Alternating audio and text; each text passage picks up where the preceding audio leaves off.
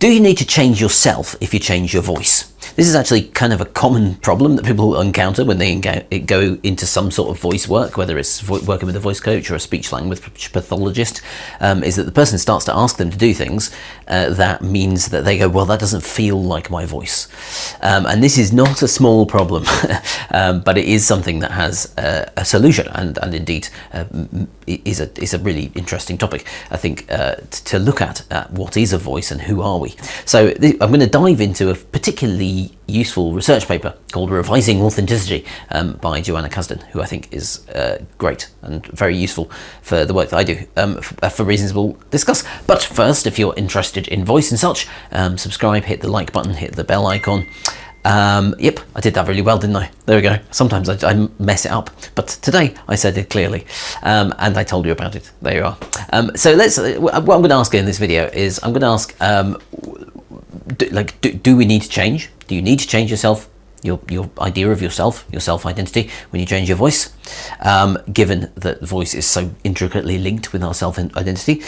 What is the common problem with voice coaching and voice teaching and the way that people often traditionally taught voice? This is a big thing, and I've written down something here, and I think it says au gratin, but I think that's not what it says. So it's something else there. There's another option. I think it probably says there's another option. There's a different way to change to deal with voice coaching. I was going to say well there, and now I've all messed up, haven't I? And also looking at a model that I quite like to use called the field of play, which is from a completely different area. So let's delve into this particular paper. Here is the paper. It's called Revising Authenticity, Case Studies of Media Actors in Voice Therapy. Now, Joanna Kasdan is a speech language pathologist. So I'm not. I'm a voice coach. I tend to work with performers.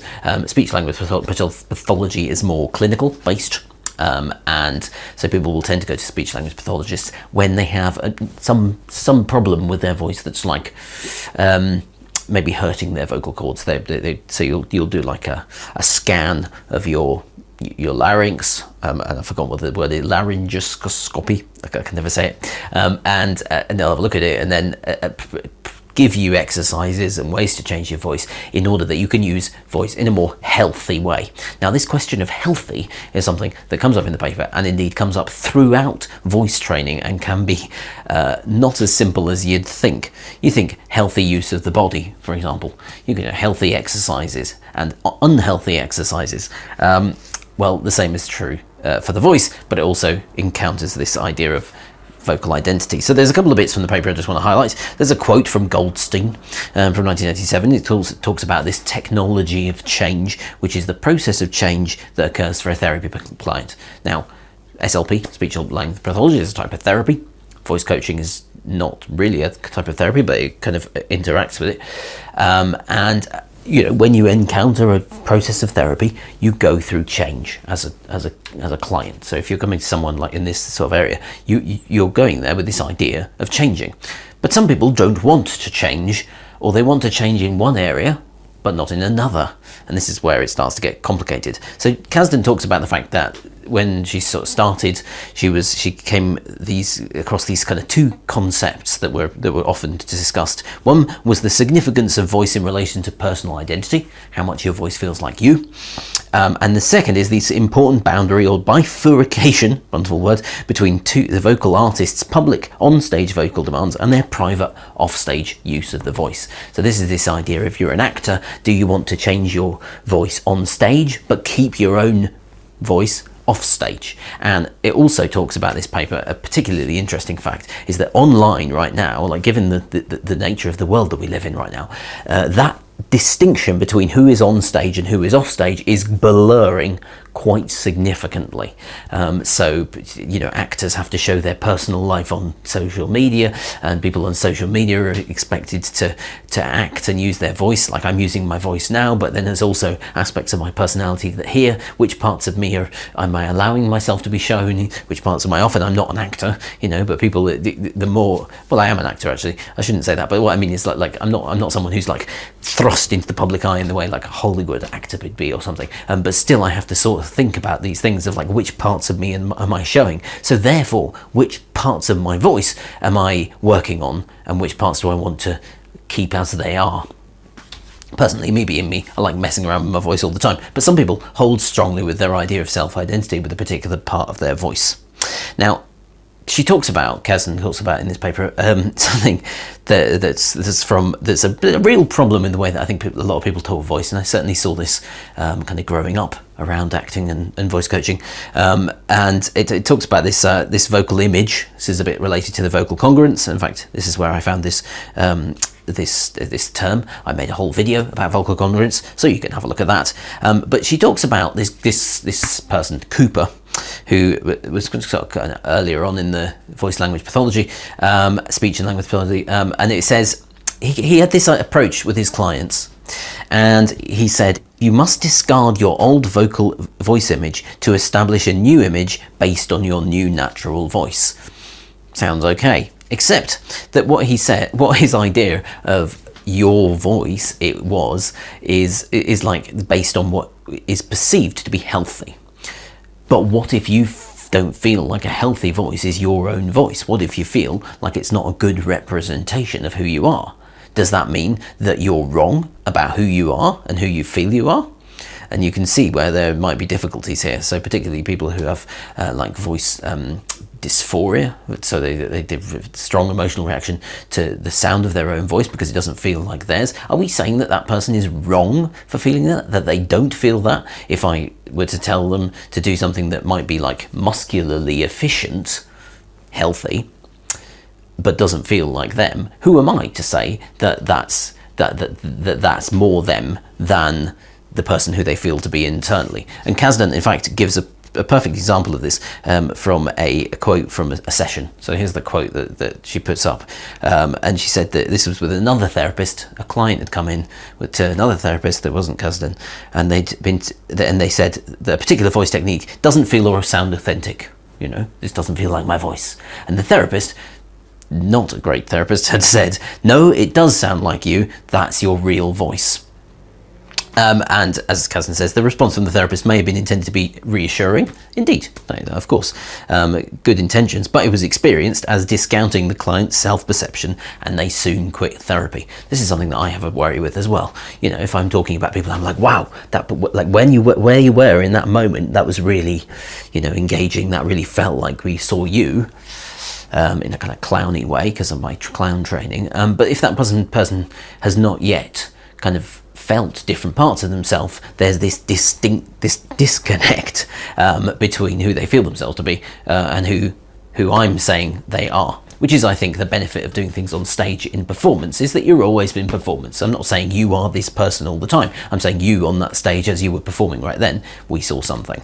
But with speech and language pathology, if someone comes in and says, oh no, this one is your real voice, and the one that you think is your real voice isn't, that's not a great approach. That she talks about to various people, to a bunch of other speech language pathologists, and they all come up with this view that basically they try not to touch. She talks to acting, so voice coaches like me, and then they're all like, well, we're not going to interact with the person's private life. We're going to just focus on stage. And that's certainly the approach that I quite like, is to give the tools in a sort of safe, boundaried environment, being on stage, performing in a character. You know, you're not saying this is me, you're just playing with the character. And then you can take parts of that and try them out in your life if you want. And that's often what happens, because you're like, oh, I can do this on stage, I could do that in this part of my life as well. But you have then the ownership of whether a particular vocal technique is something you take into your normal life, or whether you just keep it within a performance environment.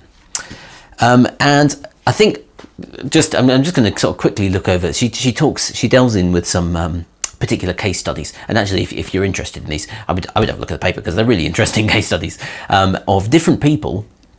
And this idea between, like, who are they on stage and who are they off stage?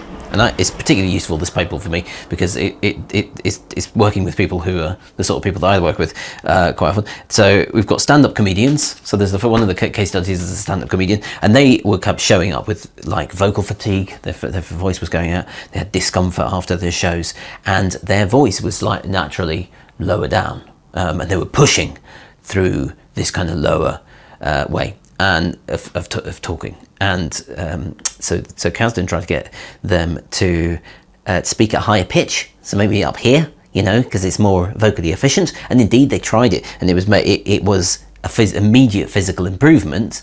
But this person was like, this is ridiculous. They actually laughed. They were like, this is not me. I will never do this. And they never came back to voice therapy. So they were like, yes, that is healthy. Yes, that's going to mean that I don't lose my voice, but it so much doesn't feel like me that I'm not going to continue therapy, which I think is a shame, because I think it's possible to find a middle ground. But this person was like, no, I'm not going to use my voice in a way that doesn't feel like me, which kind of makes sense from my experience as a stand-up comedian as well.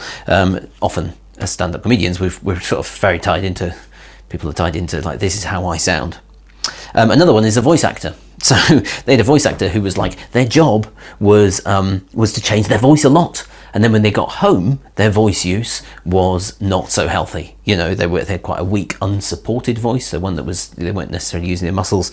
And so they were trying to give voice work to give them more support. And basically this person said, look, my entire job is modulating my voice. When I go home, I don't want to have to work on that.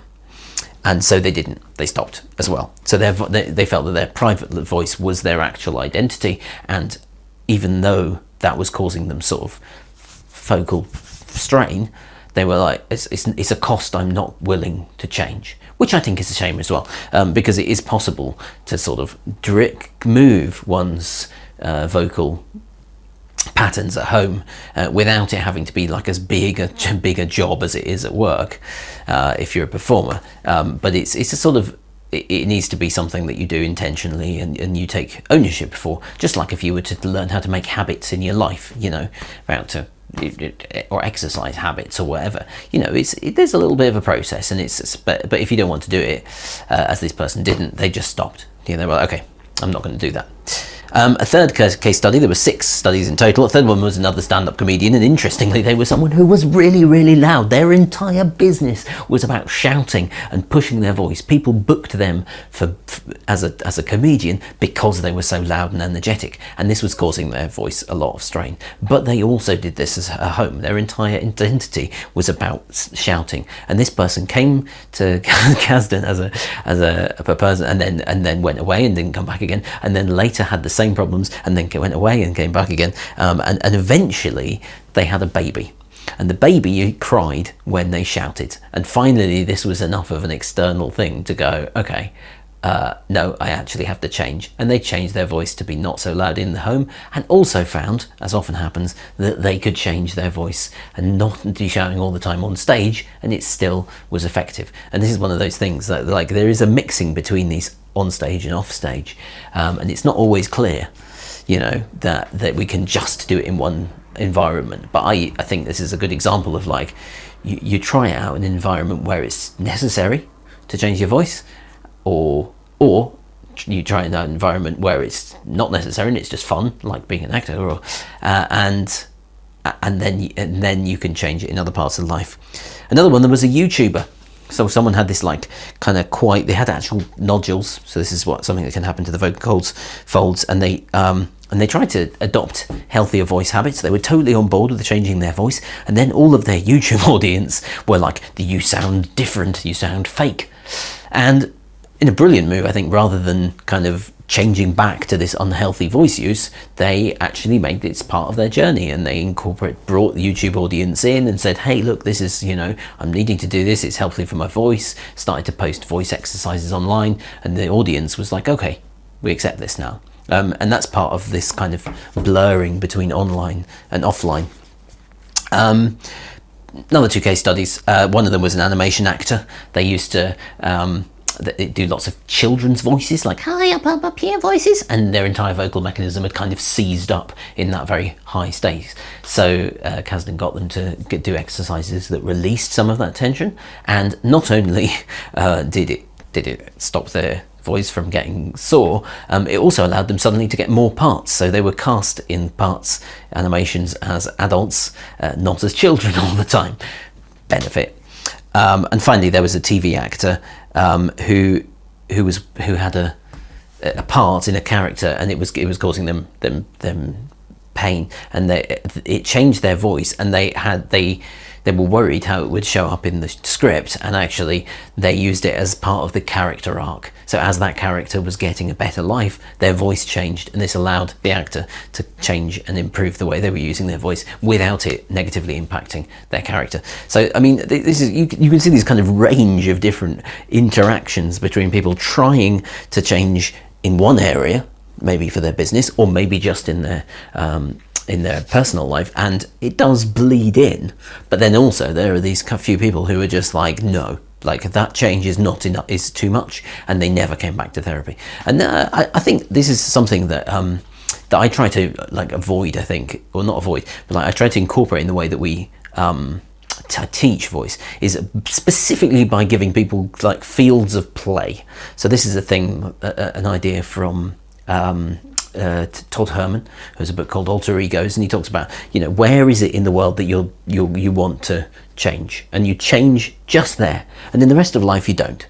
And that kind of gives you the confidence to get to use some of that to bring it into other areas of life if you want. Or you go, no, I am just going to improve my voice for being an actor, or being a public speaker, or going to networking events, or whatever it is, and you just focus on that, and the rest of the time you let it go. And I think it's not a wrong way to do it. I quite like that way of doing it, because it helps to kind of bridge down that difficulty of feeling like the way you're using your voice isn't you, because at least some parts of you still get to use the voice that you have known and loved for the voice that you've had so far. So that's a deep dive in another paper, Revising Authenticity. It's a cool paper. I would check it out if you like it. And that's all for the moment. I'm going to leave it there because this is quite a long video. If you're interested in voice, subscribe, hit the like button, hit the bell icon. If you're interested in Voice Lab, when that runs next, there's a wait list, so you can find out more information about that. And yeah, have a brilliant day.